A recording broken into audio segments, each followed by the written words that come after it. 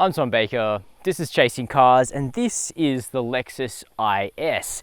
Now the IS is one of Lexus's oldest vehicles still on sale, but just because it's older than most of its rivals doesn't mean there isn't something a little bit charming lurking under this decent looking body for us to discover. Because while this is a really hot segment with cars like the BMW 3 Series, which is brand new, the Audi A4, which is getting a facelift in about 2 minutes, and of course the Mercedes-Benz C-Class, the Lexus IS offers you another alternative in the form of Japanese rear-wheel drive sporting sedan luxury.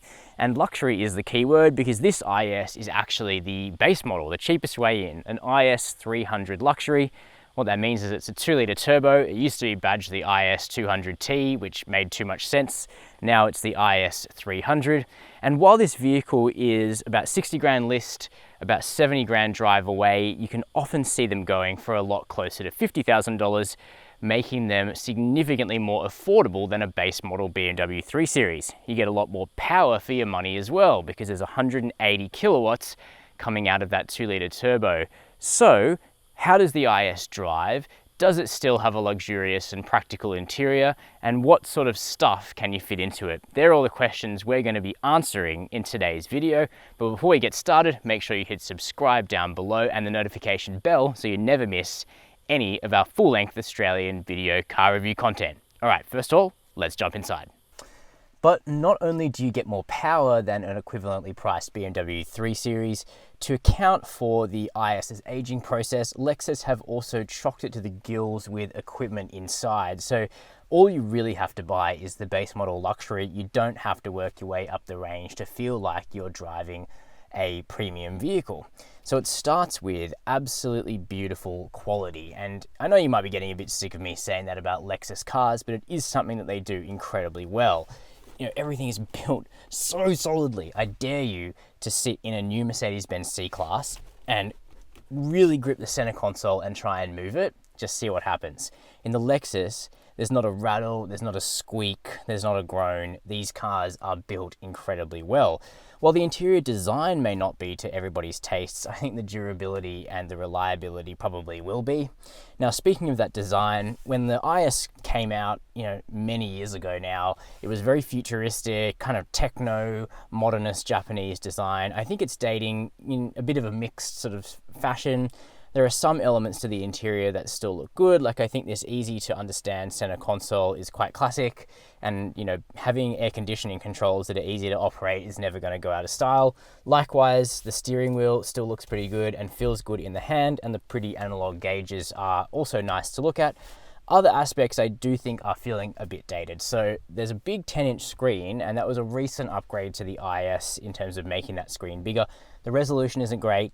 You do get navigation and DAB radio, which is good, but there's no support for Apple CarPlay or Android Auto. The IS is just a little bit too old for that.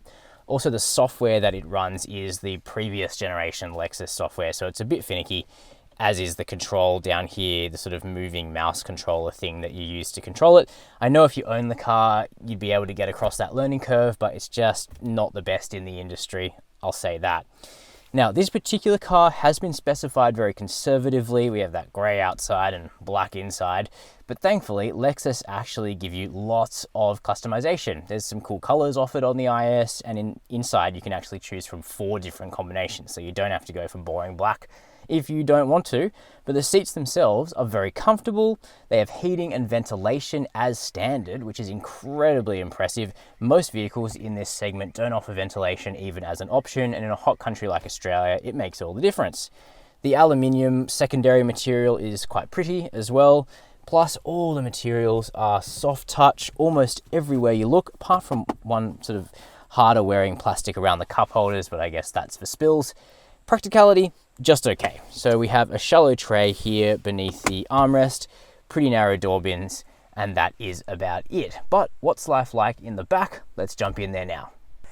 Well, here in the back, it isn't the biggest in the segment because the IS is actually quite small and lithe. I don't think the focus was on backseat space, but that said, it will be usable for smaller kids or in a pinch to transport adults. So for myself at 6 foot, if I sit up straight, I've got half an inch of headroom, we'll say. My legroom sitting behind my own driving position is acceptable. Toe room is really, really constricted. So you can take from that what you will. In a new 3 Series, which got stretched for the new generation, it does have more generous backseat legroom. Now, it's also pretty much a 4-seater because you can see this mountain of a tunnel here between the seats. So you would be playing games trying to fit a 5th person into this car, even though it does technically have a 5th seat belt. Now, the bench is nicely inclined and supportive, at least in the back, and you do have a couple of amenities. Got a flip down armrest here, which is quite a sumptuous item, and you can pop out 2 large cup holders there, so that's good. Plus we have air vents to keep that air circulating on a hot Australian day, and soft touch materials in the back, which is good. However, no door bins at all, so you can't carry an extra water bottle in the second row. And of course, people that are over 6 foot are going to be getting quite acquainted with this admittedly high quality headliner. What about boot space? Coming around the back of the Lexus IS, I reckon this is actually still a pretty good looking car. Let me know what you think down below. But I think it's aged fairly well, even though this particular vehicle is in a deeply conservative specification. You can mix it up with brighter colors, both inside and out, and that's what I would do. Now, the IS is only offered as a sedan. There's no station wagon version. Lexus don't actually offer a wagon at all. So if you'd like more practicality in this style of vehicle, you'll have to go for a C-Class, A4, 3 Series, all of which offer a wagon body. This is sedan only, so that means you get a traditional sedan boot, which does open nice and wide though. So the aperture is really wide. There's not all that much of a load lip. Lots of space in there, 480 litres, which is definitely class competitive. But it is a case of what you see is what you get, because there's no real special features in the boot. There's no underfloor storage, though you do find a space saver spare and a toolkit underneath there. You can't fold the back seats from within the boot, but they do go down in a 60-40 ratio. Plus the boot is nice and light, so it's easy to close without an electronic mechanism. So the Lexus IS is holding up reasonably well outside and in, but what is this small sports sedan like to drive on the road?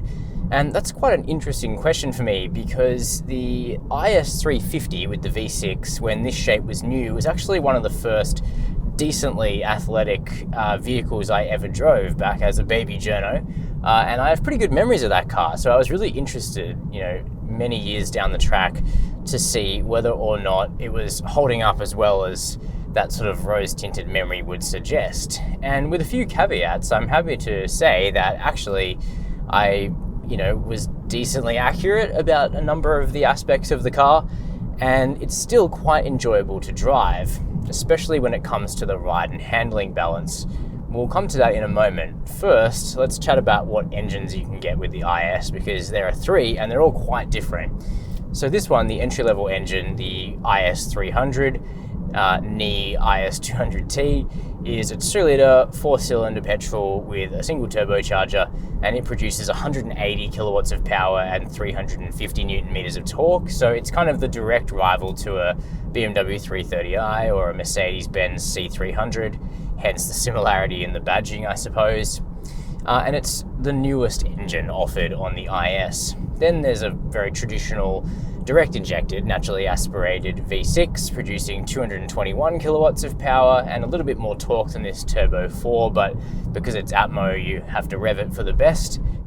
And then there's also a hybrid, the IS 300H, which pairs a 2.5 litre Atmo 4-cylinder petrol with an electric motor and battery, and it produces 164 kilowatts combined while returning easily the best fuel economy of the bunch. So there's kind of something for everyone.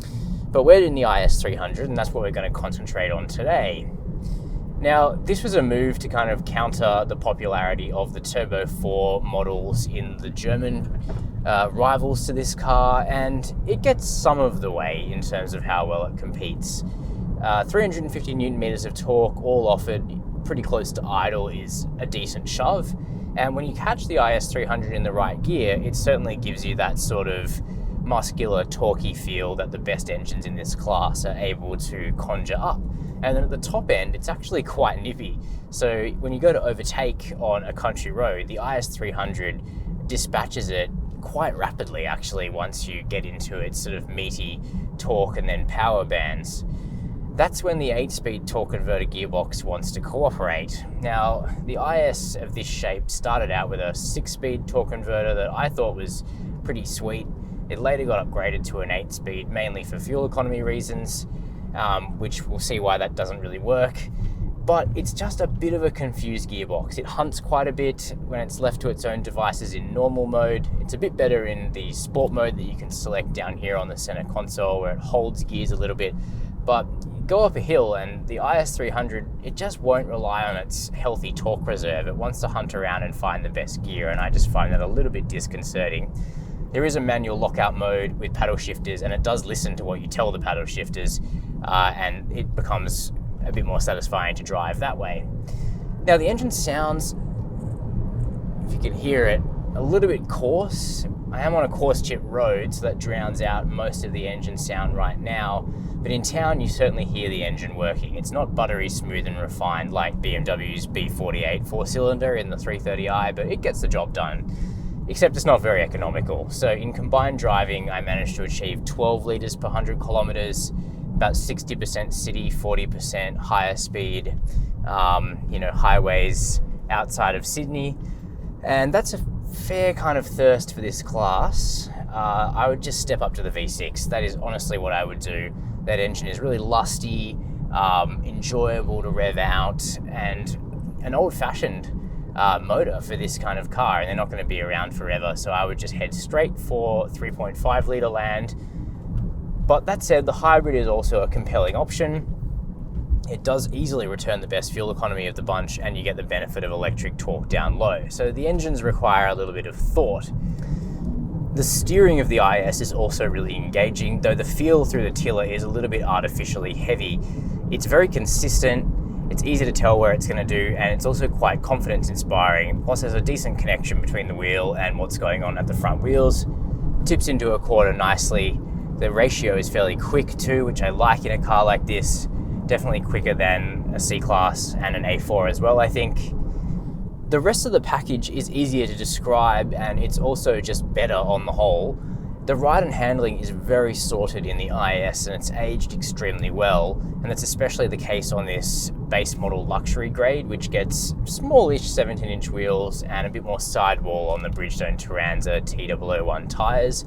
Gives you a great blend between poised handling, wheel chuckability, settled body control, but also really good compliance in town. Bumps, urban speed bumps and potholes just don't disrupt you in the IS300 luxury. When you step up to the F Sport grade, which is the most popular among buyers, it's a little bit more choppy because there's less sidewall, bigger alloy wheel. The same can also be said for the Sports Luxury, which is at the top of the range. So if you can live with the slightly less cool looking wheels on the base model, it will pay you off with good comfort, but still really good athleticism on a great road like this one. It's also a really refined car. The cabin's quiet, road noise is well insulated, so is wind noise. The stock stereo sounds perfectly good enough that you can upgrade to a Mark Levinson unit if you want to pay more, but not on this base model. The brakes are also pretty well up to the task, and the driving position is really excellent. It's properly low in the IS, your legs stretched out in front of you, good view out of the car. It's quite a sporty little sedan and an enjoyable car to drive. One big issue though, no digital speedometer.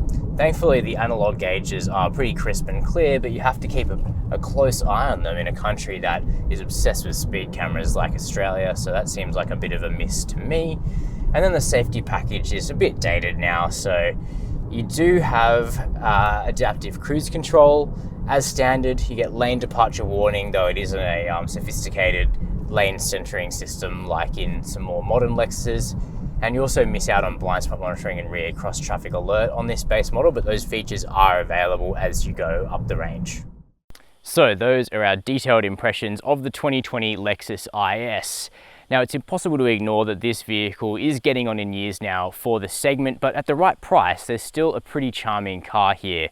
For me, I would skip out on the 2-litre turbo and go straight for the 3.5-litre naturally aspirated V6, which is an absolute endangered species of an engine for this segment now, or for the hybrid, which will give you stellar fuel economy, because this is still a really high quality, well-built vehicle that delivers some clear driving enjoyment, comfort, refinement, and luxury in the cabin, but you have to test drive the newer options as well to make sure that you're buying the car that really suits you.